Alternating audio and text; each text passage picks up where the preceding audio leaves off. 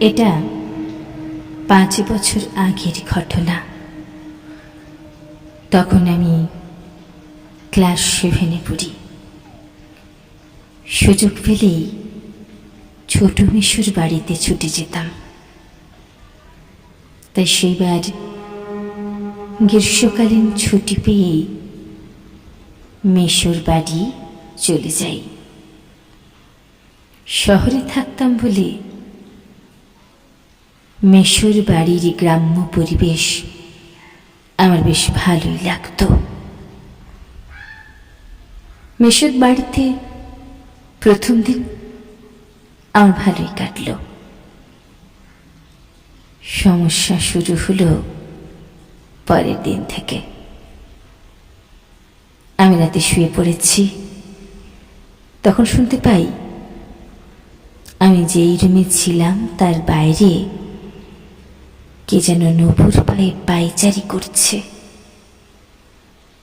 প্রথমে মনে হলো মনির ভুল, কিন্তু যখন দেখলাম শব্দটা বন্ধ হচ্ছে না, তখন একটু ভয় পেয়ে গেলাম। মেসোকে ডেকে তুলে বললাম সবকিছু। মেসো আমার রুমে আসার পরও আমি শব্দটা শুনতে পারছিলাম। মেসোকে জিজ্ঞেস করলাম শুনতে পাচ্ছি কিনা। মেসো বলল কিছুই শুনতে পাইনি। উনি আরো বললেন, আমি ঝিঁঝি পোকার ডাক শুনছি হয়তো। আমি ঝিঁঝি পোকার শব্দও শুনেছিলাম, সাথে সাথে নূপুর পায়ে দিয়ে হাঁটছে এমন শব্দও শুনেছিলাম। মেসো আমাকে বুঝিয়ে চলে গেল। আমিও ভুল শুনেছি ভেবে ঘুমিয়ে পড়লাম। তারপরের দিনও ভালোই কাটলো, কিন্তু সন্ধ্যা হতে না হতেই আমি ওই শব্দটা আবার শুনতে পেলাম। তাই মেসোকে বললাম মেসোর সাথে ঘুমবো। মেসোদের বিছানার সাথেই জানালা ছিল।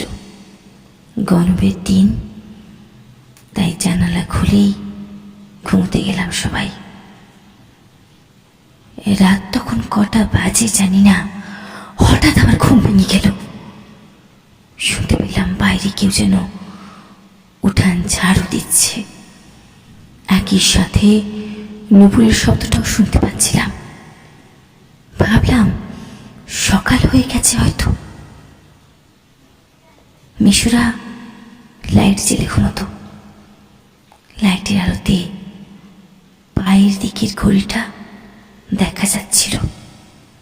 দেখলাম রাত 3টে বাজে। অনেক ভয় পেয়ে গেলাম। মেসোকে না জানিয়ে ধীরে ধীরে জানলা দিয়ে বাইরের দিকে তাকালাম। দেখলাম একজন সাদা শাড়ি পরা মহিলা উঠোন ঝাড়ু দিচ্ছে। মাথায় কাপড় দেওয়া, মুখ দেখতে পারিনি প্রথমে। মহিলার পায়ে নূপুর পরা ছিল। মহিলাটা হঠাৎ আমার দিকে তাকালো। মহিলার মুখের দিকে তাকিয়ে একটা ভয়ের শীতল স্রোত বয়ে গেল শরীরে। মহিলার সম্পূর্ণ মুখ ঝলসানো ছিল। অক্ষিকোটরে কোনো চোখ ছিল না। মহিলাটি আমাকে দেখে হাসতে লাগলো। মহিলার হাসি দেখে ভয়ে চিৎকার করে জ্ঞান হারিয়ে ফেলি। 4 দিন অচেতন ছিলাম।